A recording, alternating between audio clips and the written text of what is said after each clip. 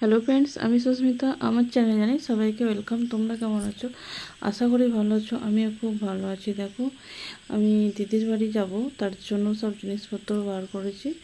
তো ব্যাগপত্র গুছিয়ে রেডি হয়ে বেরিয়ে পড়েছি দিদির বাড়ির উদ্দেশ্যে। আর আমার দিদির বাড়িতে পুজো আছে, আষাঢ় নবমী পুজো। তো ওদের পুজোটা অ্যাকচুয়ালি হয় আষাঢ় মাসে নবমী ধরে, মানে ফিক্সড ডেট নয়, নবমীটা থাকতো। সেদিন সারাদিন নবমী থাকবে। আমি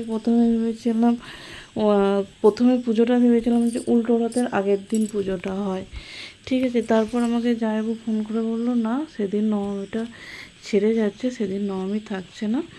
তো মানে নবমী যেদিন সারাদিন থাকছে সেদিন পুজোটা, তার মানে উল্টো রথের আগের দিন হবে পুজোটা। তো আমরা বাড়ি পৌঁছে আমরা রেডি হয়ে বেরিয়ে পড়েছিলাম ঠাকুরতলায়। দেখো, আর এই ঠাকুরটা কি, ঠাকুরটা হচ্ছে বাবা পঞ্চানন। এখানে দেখো পুজো হয়, মানে এক জায়গায় পুজো হয় না, আলাদা আলাদা কাস্টের আলাদা আলাদা পুজো হয়, আলাদা জায়গায় পুজো হয়, আলাদা আলাদা কাস্টে আবার আলাদা আলাদাভাবে পাঁটা ছোটে। এবারে আবার পাঁটা ছোট হচ্ছিলো, জানো তো, মানে তোমার ওই হাড় কাটে ঢুকিয়ে যেমন পাঁটা ছোট হয় সেরকম নয়। হাড় কাঠগুলো নড়ছিল, দু চোট হলে তো হবে না, ঠ্যাংগুলো একজন ধরছে আর মাথার দিকটা দড়ি দিয়ে একজন ধরছে আর একজন চোট করছে। বাবারে, ওই দৃশ্য তো আমার দেখলেই কেমন একটা হয়। আর এখানে দেখো, আর আমরা যখন যাই প্রায় পুজোর শেষের দিকে, কেননা আমরা দিদির বাড়ি পৌঁছাতে অনেকটা লেট করে ফেলেছিলাম। মানে এত বাসে সেদিন ভিড় ছিল, টানা গাড়িটা পাইনি গো, তার জন্য আমাদের পৌঁছাতে অনেকটা লেট হয়েছে। প্রায় 2:30টার সময় পৌঁছে গিয়েছিলাম। তারপর খাওয়া দাওয়া করে রেডি হয়ে বেরিয়ে এলাম। দেখো, এইখানে সব মানে পুজো হচ্ছে। আর এখানে পাঁটা ছোট হবার পাঁটাগুলো এত বড় বড়, কি বলবো, মানে সেই আদানের বাছুরের মতন। আর আমাদের দিদিদের মানে সব থেকে বড় পুজো হচ্ছে, এটা হচ্ছে আষাঢ় নবমী উত্তরে। কার কার উত্তরে বাড়ি অবশ্যই কমেন্ট করে জানিও। আর এখানে দেখো, আলাদা আলাদা জায়গায় বললাম না, আলাদা আলাদাভাবে পুজো হয়। যা যা মানে ওই সামনেটা হবে তোমার তেলি, আগুরি, বামুন, কায়েত, ওদের পুজো। আর এই ধারটা হয় আরও যে কাস্টগুলো আছে, সেই কাস্টগুলোই আলাদা আলাদা জায়গায় পুজো হয়। মানে চারটে বেদি করা আছে, আর সেই আলাদা আলাদাভাবে পাঁটা চোট হয়। আর এখানে দেখো, আমি ভিডিও করছিলাম বলে বাচ্চাটা বলছে, তুমি কি ভিডিও করো, তুমি কি ইউটিউবার? আমি বলছি হ্যাঁ, কেন? দেখো, আমার সঙ্গে কথা বলছিল, দিয়ে বলছি তোমার সঙ্গে আমি একটা সেলফি তুলবো। আনলাম বেশ, তুলবি। দিয়ে আমাকে বলছে তুমি আমাকে চেনো? আমি বলছি না, তোদেরকে আমি কী করে চিনবো, তোরা নাম না বলে।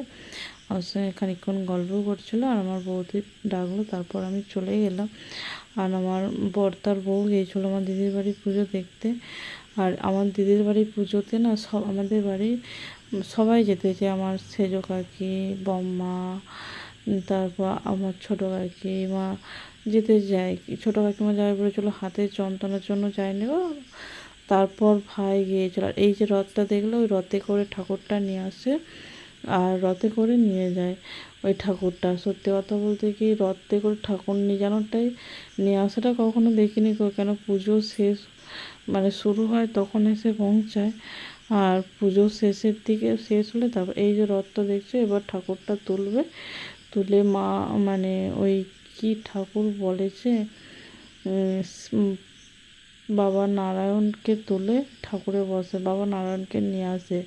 আর পঞ্চানন তো থাকে, ওই রথে করে নিয়ে যাবে আর নিয়ে আসবে। তারপর সবাই ওখান থেকে বাড়ি যাবে। মানে এদের যে পুজোটা হয় না, অ্যাকচুয়ালি খুব জোর 3 ঘন্টা লাগে। আর আমাদের যেমন সারাদিন পুজোটা লেগে যায়, আর এখানে পুজো হয়ে গেলে আর কেউ থাকে না, যে যার বাড়ি চলে যায়।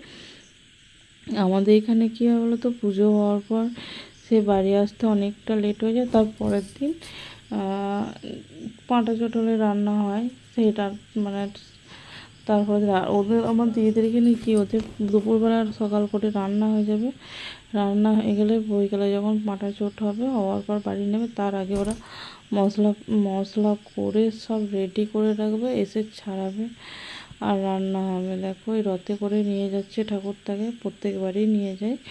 আর ঠাকুরটা সত্যি খুব জাগ্রত, মানে মন থেকে ডাকলে না সাড়া দিয়ে মা বাবা পঞ্চানন থাকতে পারে না।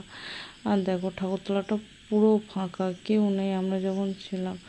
আমরা ওখানে ছিলাম একটু ভিড়টা কমতে, তারপর গেলাম। আর আমার পুঞ্জি বলছে মাসিমণি আমি আইসক্রিম খাবো।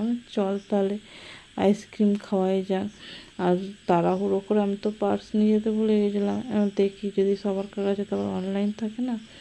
বৌদি বলছে আমার কাছে আছে, আমি জানাচ্ছি না না তোকে দিতে হবে না, আমি দিয়ে দেবো। আর সবাই মিলে আমরা আইসক্রিমও খেয়ে নিয়েছিলাম। এখানে সবাই চকোবার নিয়েছিলাম। চকোবারটা খুব একটা টেস্ট ছিল না মোটামুটি। আর সত্যি কথা বলতে কি মিষ্টির দোকানে আইসক্রিম খেয়ে খেয়ে এমন একটা অভ্যাস হয়ে গেছে, এই নর্মাল আইসক্রিমগুলো একটু খেতে ইচ্ছা করে না। কিন্তু কী বলতো, সব জায়গায় খেতে হয়, না খেলেও খাবার টেস্ট করতে হয়। তোমার খেতে না ইচ্ছে হলে একটু হলেও খেতে হয়।